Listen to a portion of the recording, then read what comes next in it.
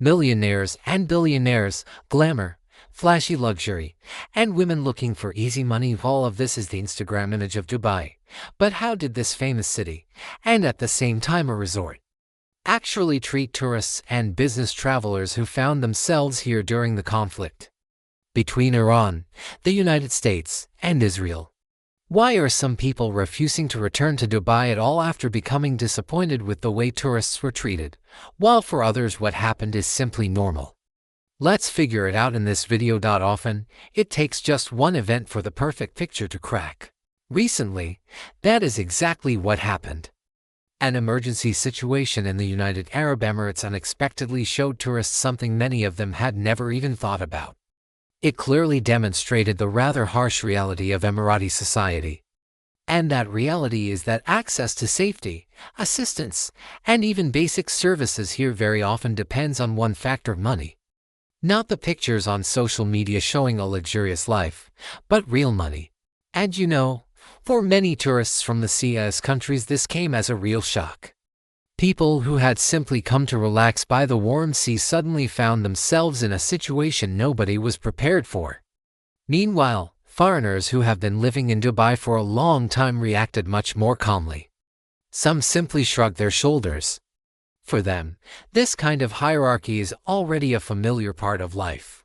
By the way, a source close to the Dubai government said that the Department of Tourism intends to review complaints about hotels that behaved, quote, inappropriately toward tourists who were forced to remain stuck in the country. But let's go back a little. On February 28th, something happened that the media at first treated as rumors. The Islamic Revolutionary Guard Corps of Iran launched retaliatory strikes on targets in the territory of the United Arab Emirates. After that, air raid alerts were declared in several emirates, including Dubai. For tourists, this came as a complete surprise. On social networks and messaging apps, panic began almost instantly. People shared messages, asked each other what was happening, where to run, and what to do. The news from Dubai looked alarming. But even more questions were raised not by the announcement of the alert itself, but by how hotels, tour operators, and some local services reacted, or rather, how they did not react. Many tourists found themselves in a state of complete confusion. For example, Anna from Moscow was vacationing in Sharjah with her family. When the siren sounded, she, like many others, simply did not understand what to do. According to her, the hotel had no instructions. No one from the staff had explained in advance how guests should act in case of danger. Hearing the siren, Anna and her family ran to the reception desk. They expected someone would explain where the shelter was and where they needed to go. But instead, the hotel staff calmly asked them to return to their room and simply follow official news updates. When Anna asked about a bomb shelter, the administrator looked at her as if she had asked a strange question. The answer was short: there was no shelter in the hotel. Later, closer to the evening, guests were told that if necessary they could go down to the underground parking area and stay there. And this was far from the only story like that. There were dozens of similar accounts. Tourists from different hotels shared similar experiences. This was especially true for budget and mid-range hotels. People said they were essentially left alone with their fears. No one clearly explained anything. There were no clear instructions, no coordination. However, in the premium segment the situation looked completely different. It turned out that guests staying in luxury rooms at the most expensive hotels received a completely different level of attention. Everything there happened quickly and clearly. Guests were given detailed instructions, and some were promptly moved to specially equipped security zones. And those who used concierge services or personal assistants were even provided with individual evacuation arrangements. In fact, everything depended not on unified safety rules but on the level of service a person had paid for. For many people, this became the first alarming signal, but the real chaos began later. When flights started being cancelled at Dubai Airport, the situation became even more serious. Many tourists simply found themselves trapped. People with suitcases stood in hotels trying to figure out how to get home. Some hotels simply refused to extend stays without additional payment. Guests were told directly either pay for additional nights or vacate the room. In fact, tourists were often simply thrown out onto the street. And this happened at a moment when leaving the country was extremely difficult. Dubai airport itself turned into real chaos. Most flights were cancelled or postponed. The planes that were still flying suddenly became incredibly valuable. Ticket prices began rising at incredible speed within just a few hours. The cost of flights to Moscow or other cities increased fivefold, and sometimes even sevenfold. Online booking systems simply could not handle the load. Websites froze, people could not buy tickets, and the lines at the airport kept getting longer. One Russian tourist, a businessman from St. Petersburg named Igor, who was quoted by Russian media, described what was happening inside the terminals. When he arrived at the airport, he immediately noticed something strange. There was a separate entrance and separate service counters for business class passengers. And there were almost no lines there. People were quickly placed on the nearest available flights, helped with ticket changes, and their problems were resolved literally within minutes. But in the economy class area, the picture was completely different. Huge crowds of people stood in long lines. People waited for hours. Sometimes the line barely moved. It was exactly at that moment that so-called fixers began to appear, according to eyewitnesses. People wearing airport uniforms, or simply intermediaries, approached tourists and offered to speed you their departure. Of course, not for free. The scheme was very simple. For just a few $1,000s in cash, they promised to find a seat on the next available flight. For example, a Moldovan vlogger paid €7,000 to return home. And sums of around $5,000 per person were quite average for that situation. But for many people this looked like outright robbery. At the same time, offers began circulating to leave the United Arab Emirates through neighboring countries.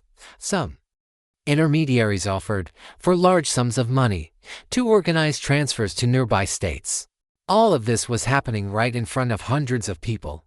And it was precisely at moments like this that many tourists began to look at Dubai differently for the first time.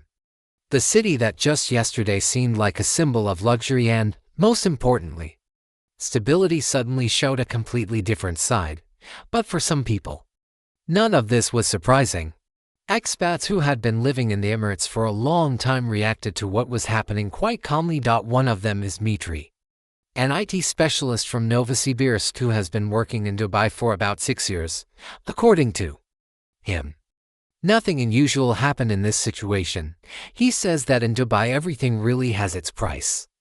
Absolutely everything. The speed of passing through airport control, the quality of medical care, access to various services, even the level of respect with which people treat you also has its price. The higher your financial capabilities, the more opportunities and protection you have. So friends, if you simply came to Dubai and took a photo in front of a beautiful building, that does not mean you have fully joined this society, or rather, this community of luxurious living.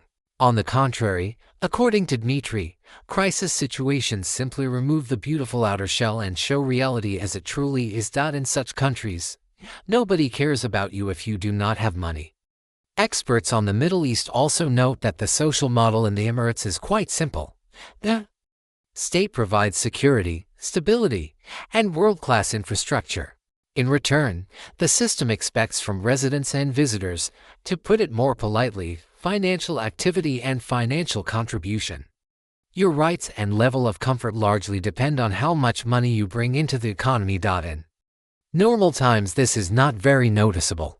Skyscrapers, luxury hotels, restaurants, shopping malls, all of this creates the feeling of a carefree and perfect world.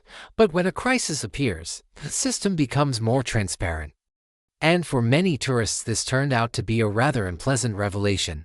People who were used to the idea that in an emergency help is provided to everyone regardless of income suddenly saw a different model. A model where priority may be determined by the level of service you paid for. In tourist chats and social networks many emotional messages appeared. Some people wrote that they no longer wanted to return to the Emirates after such treatment. Some called Dubai a beautiful trap. At the same time, for many of our compatriots expats who live and work in Dubai, this system has long been familiar, and among them are not only millionaires or members of the elite. There are middle managers, engineers, IT specialists, brokers, bankers, entrepreneurs, people who have learned to exist within this system and even use it to their advantage. They say that this model also has its advantages. The rules of the game here are quite clear. If you can afford a certain level of life, you receive the corresponding level of comfort and service. If not, the system simply works differently. Without illusions, for many of them, Dubai has become not a place for romance or for searching for justice. It is a tool for career, business, and earning money. After the events of 2022, when many doors in Europe closed for Russians, Dubai became one of the main international platforms for living and working. That is why many members of the diaspora perceive what is happening much more calmly. Nevertheless, for many people who lived through those several anxious days, the impression will never be the same again. For them, Dubai will forever remain a place where in a critical moment everything may depend on one simple thing: the number shown in your bank account. Friends, write in the comments whether you have ever faced similar situations and whether your attitude toward Dubai has changed after what happened. Or do you think this is normal, the normal laws of the market economy, and that it should work exactly this way? Thank you for watching this video. Please like and comment. This was Victor, and the channel Walk Like a Traveler.